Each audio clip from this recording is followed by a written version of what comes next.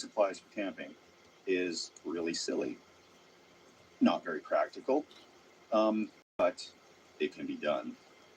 And I hate seeing really expensive camping gear because when you're camping, it should be the cheapest, most free thing you can do, with just a bedroll by a fire and a can of beans.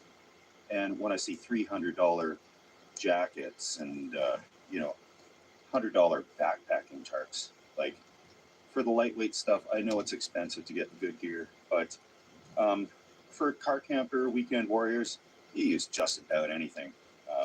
That's the way I like to do it. I'm gonna wait for this to burn down. The smoke has really been chasing me around quite a lot, and there's some dry leaves around here. So with no further ado, I'm gonna kick back, watch this fire for a bit, crawl right in and hunker down for a good, hopefully not smoky sleep. All right, the fire has burned down a little bit, and I think just about time to crawl into my little cleaning supply shelter for the night. And there is a little bit of snow coming down. Thought it was ash at first, but there's some snow particles coming down. It's all right. My 3-season tent can do the job quite nicely. So, yeah, it feels warmer in here already. And we will see you guys in the morning, and unless something cool happens at night, and in which case I will have the camera ready to roll.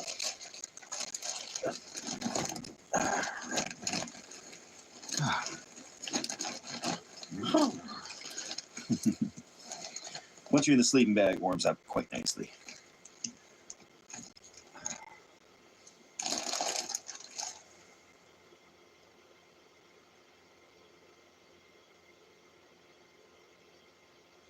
Good morning, my frosty friends. Did get a little skip of a little bit of snow last night. It was slightly below zero. This thing turned into a bit of a wind tunnel, and it could have used more tape for sure. But yeah, it wasn't bad. I've slept much worse than this. Could have used a little more paper towel in my sleeping pad here, but I'm gonna take this down.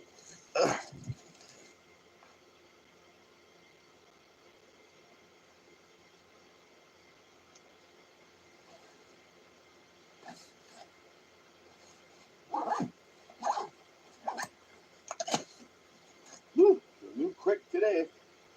So I'm going to return these rocks to the stream because the fire ring has enough rocks, and I want to be kind to nature. This thing should come down no problem and pack up in a second.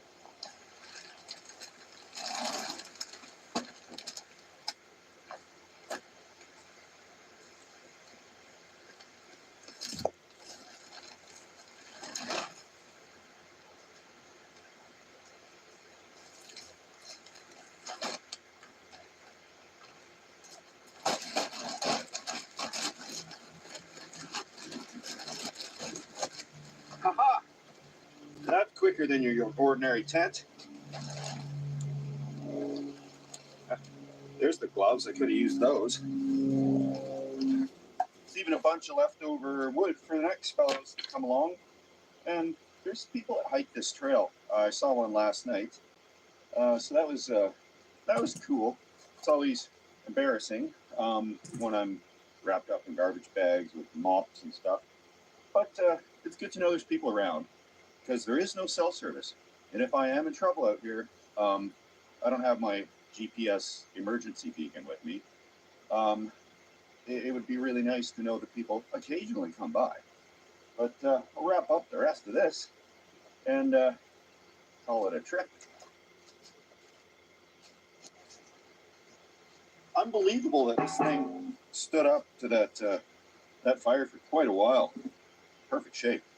Just needs a little polishing. Could just probably return it to the store. I won't do that though.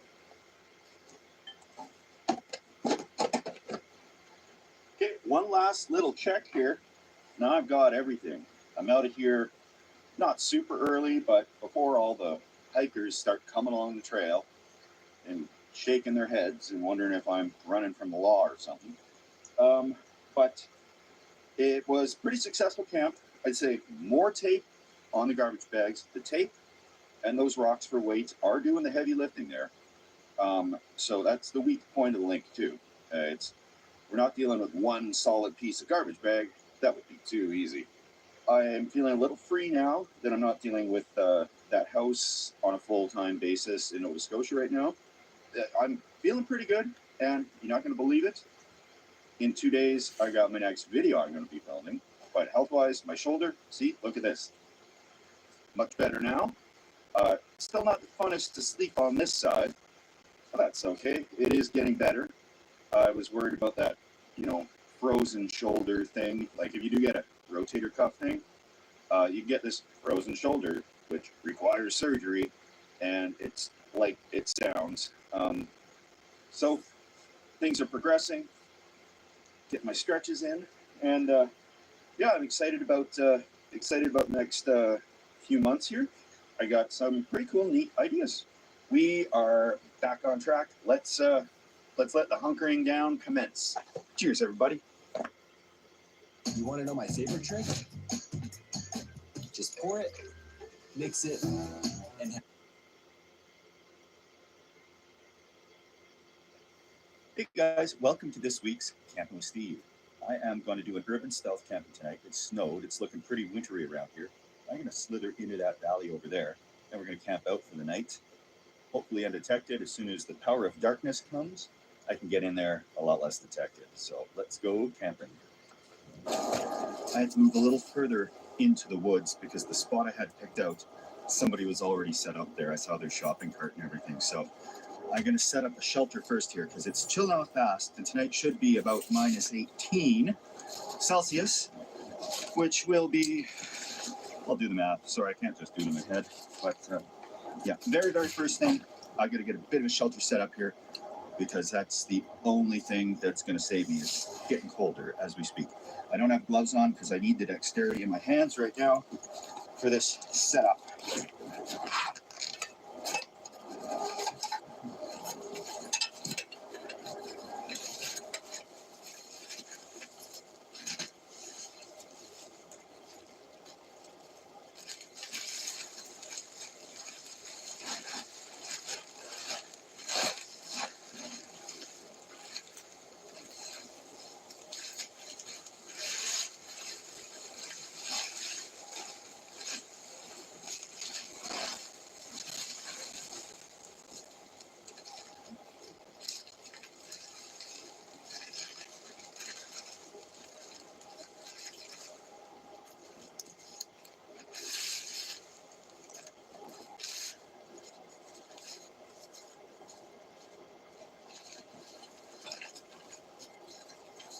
So, as always, no fancy gear. I got the cheapest tarp I could grab from a local place called Canadian Tire. And we'll see if we can rig this up as a shelter. It's got this little camping hatchet thing, Woods brand. Not fancy, but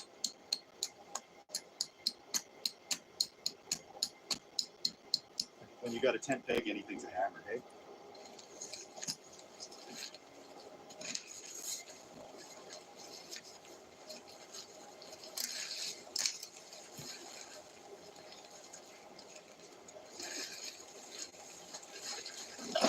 This will give me a little bit of shelter in there.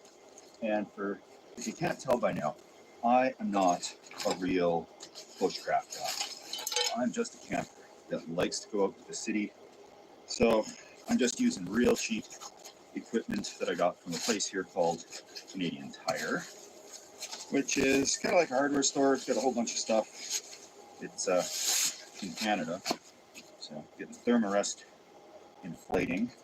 Once I could get in here, that should make things a lot more comfortable, and then we can hunker down. So this is unfortunately step 2 today is the thermarest, and then step 3 is all the other stuff.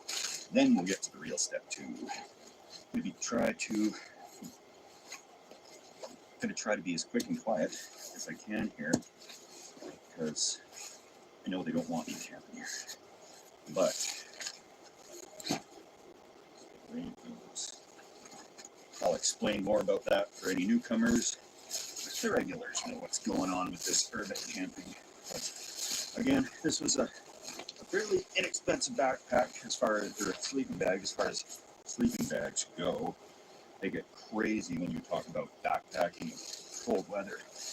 I'll throw this in there and get it locked up to give me some good power tonight. Just about ready to crawl in there.